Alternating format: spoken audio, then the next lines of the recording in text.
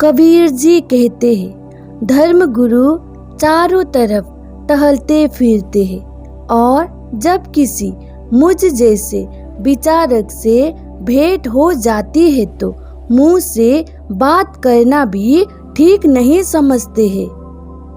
हे प्रभु, तुम तो बालपन यानी गर्भकाल से ही मेरे मित्र हो और मुझे ही छोड़कर कहाँ चले गए। तुम पुरुष हो, मैं तुम्हारी नारी हूँ। मुझे दर्शन दो, अर्थात आत्मा स्वरूप ज्ञान से हीन जीव ईश्वर को ऐसे ही पुकारता है और याद करता है। पंच तत्वों से बनी देह में बधा हुआ मनुष्य धार्मिक प्रवचन करने वालों से डरता है तथा हरि के नाम पर ठगने वालों के अनुसार चलता है। पूरा जीवन उसका यूं ही गुजर जाता है, लेकिन वहाँ अपना विचार भी ठीक से प्रकट नहीं कर पाता। उसका उद्धार कभी नहीं हो पाता है। कबीर जी कहते हैं कि सच्चे हरि स्वरूप भक्तों से लोग जलते हैं, लड़ते हैं और तर्क कुतर्क करते हैं, किंतु उन्हें नहीं पता कि साधारण सांप गरुड़ पंछी को कभी पकड़ पाता है, चूहा बिल्ली को कभी मार सकता है, गीदड़ क्या कभी सिंह से झगड़ सकता है। सच तो यहाँ है कि हरि स्वरूप सच्चे भक्तों का आम जन कुछ नहीं बिगाड़ सकते हैं। कबीर जी समझाते हैं, एक और अचरज इस संसार में देखो। हाथी पर सवार व्यक्ति को कुत्ता भगा रहा है, पर इस भेद को कोई ज्ञानी ध्यानी ही समझ सकता है। भला कुत्ता हाथी पर सवार व्यक्ति को कैसे भगा सकता है? सच को भला असत्य हरा सकता है? ना तो सत्य असत्य के सामने हार सकता है और ना ही संत का कोई कुछ बिगाड़ सकता है। सच तो सच है। हे पंडितों, मन में विचार करके देखो कि यहाँ छुआछूत का मर्ज कहाँ से पैदा हुआ।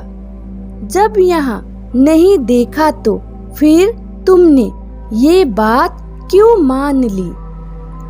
माता के रज, पिता के वीर्य और प्राणवायु को लेकर जीव शरीर धारण करता है, वहाँ पेट में ही बढ़ता है, फिर पेट से धरती पर आता है। यहाँ शरीर धारण करने की प्रक्रिया बहुत ही गंदी है, फिर भी छुआछूत को लेकर झगड़ा होता है। कबीर जी समझाते हैं, लाखों शरीर मरकर माटी में खो गए, सड़ गल गए। एक ही धरती पर सब मनुष्य बैठे हुए हैं, तो फिर किसको अपवित्र मानकर अछूत कहा जा रहा है? तुम ही बोलो। कबीर कहते हैं कि ध्यान से देखोगे तो पाओगे।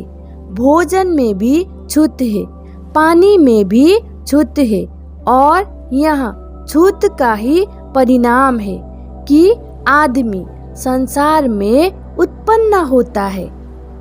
छूत से तो वही बचा हुआ है जो मोह माया के बंधनों से मुक्त है और कुवृत्तियों की जंजीर उनके पाँव में नहीं है। लेकिन ऐसा तो एक भी कोई नहीं है। अछूत एक रोग है, इससे बचो। संसार में कोई भी अछूत नहीं है। हे पंडितों, झूठा विचार क्यों करते हो? ना तो वहाँ सृष्टि है और ना ही सृष्टि को सृजन करने वाला ही है। वहाँ स्थूल अस्थूल, पवन अग्नि, सूर्य, चंद्र, धरती और ना पानी ही है, अर्थात वहाँ ऐसा कुछ भी नहीं है। वहाँ ज्योति स्वरूप काल, वचन, शरीर, धर्म, कर्म, पूजा, मंत्र आदि कुछ भी तो नहीं है। संयम सहित समाधि भी नहीं है।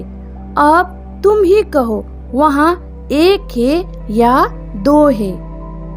गोरख और राम आदि अवतारी महापुरुष वहाँ नहीं है, और वहाँ वेद शास्त्र की बातें भी नहीं है।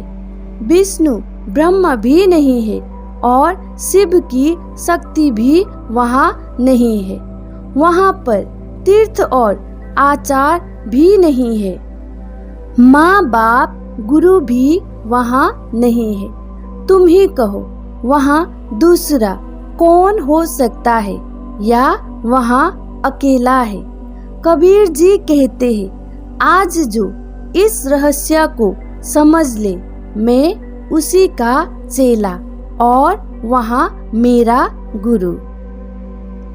कबीर जी कहते हैं, हे पंडितों, यहाँ बताओ, इस संसार में आकर कौन नहीं मरा है? ब्रह्मा, विष्णु, महेश, पार्वती सूत गणेश भी यहाँ आकर मरे। चंद्रमा, सूर्य, हनुमंत और समुद्र पर पुल बांधने वाले राम भी नहीं रहे। कृष्ण और दक्ष प्रजापति भी मर गए। एक जो नहीं मरा, वहाँ है सृष्टि का रचयिता पूर्ण ब्रह्मा। कबीर जी कहते हैं कि वहाँ नहीं मरा जिसका आवागमन ना हुआ, अर्थात जो जीवन मरण से परे है, वही कभी मरता या जन्मता नहीं है। ऐसा तो एक ही है, और वहाँ है अमर ज्योति पूर्ण ब्रह्म। कबीर जी कहते हैं, हे पंडितों, अपने हृदय में विचार करके देखो कि कौन पुरुष है और कौन स्त्री है। एक समान ही सबके हृदय में आत्मा का स्वरूप है, जिसका चरित्र विलक्षण है। अब तुम ही बताओ, उसे ब्रह्म, क्षत्रिय, मुसलमान, जैनी किस नाम से पुकारा जाए? ना तो उसका कोई वर्ण है और ना कोई रूप ही है। हे पगले, तू में क्या लगा रखा है? क्या तेरा, क्या मेरा है? राम, खुदा, शिव सब एक ही ब्रह्म के नाम है। एक आत्मा स्वरूप परमात्मा को ही विविध नामों से पुकारा गया है। वेद, पुराण, कुरान सबने बस अलग अलग रूपों में उनकी प्रशंसा की है। योगी, सन्यासी, संत, दरवेश आदि मतों ने जो सत्य मान लिया, बस उसी का अपनी मर्जी से गुणगान कर रहे हैं। कबीर जी कहते हैं कि मैं तो इनके बीच पागल बन जाता हूँ, और ये सब सयाने और समझदार बन जाते हैं। इस संसार रूपी वृक्ष को जो पहचान जाता है, वहाँ सब कुछ छोड़कर बुढ़ापा, मृत्यु और जन्म मरण से मुक्ति पा लेता है। संसार रूपी इस पेड़ की यानी रज, सत, तम नाम की 3 डालियां हैं।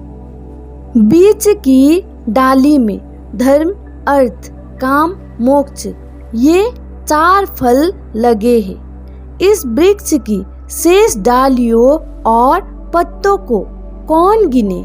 गिनती करना कठिन है। इस वृक्ष में इच्छा रूपी एक लता है जो तीनों लोकों में लिपट गई है। इसमें ज्ञानी ध्यानी सब लिपटे पड़े हैं जो लाख कोशिश करने के बाद भी खुद को छुड़ा नहीं पा रहे हैं। कबीर जी कहते हैं कि मैं कहकर जा रहा हूँ, जो ज्ञानी ध्यानी पंडित होंगे वे इन बातों पर अवश्य ही ध्यान देंगे और अपने जन्म को सफल बना लेंगे। हे प्राणी, योग की आड़ में सांसारिक सुखों की इच्छा रखने वाले इन योगियों की शरण में ना जाओ। इनका ज्ञान नहीं है। अगर तुम नहीं माने तो इनकी तरह ही अज्ञानी योगी बन जाओगे। इन योगियों का ज्ञान बिल्कुल ही उल्टा है। आत्मा ज्ञान की जगह ये इंद्रिय सुखों की चाह रखते हैं, अर्थात इन योगियों की सोहबत में रहने वाले साधकों का भला नहीं होने वाला। ज्ञान की बजाय अज्ञान ही मिलेगा। कबीर जी कहते हैं कि योगी कोई अन्य नहीं, यहाँ जीव ही योगी है और यहाँ शरीर गुफा या गुदड़ी है तथा उसमें मूल सजीवन यानी आत्मस्वरूप ज्योति जल रही है। जिस योगी या साधक को आत्मस्वरूप का ज्ञान हो गया, समझो उसे मोक्ष प्राप्त हो गया। वहाँ सदा त्रिभुवन के स्वामी राम में ही विचारण करता रहेगा। कबीर जी कहते हैं कि वहाँ सदा ही आत्मचिंतन रूपी अमृत रस का पान करता रहेगा और योगी युग युग तक जीवित रहेगा, यानी युगों युगों तक उनका नाम इस धरती पर जिंदा रहेगा।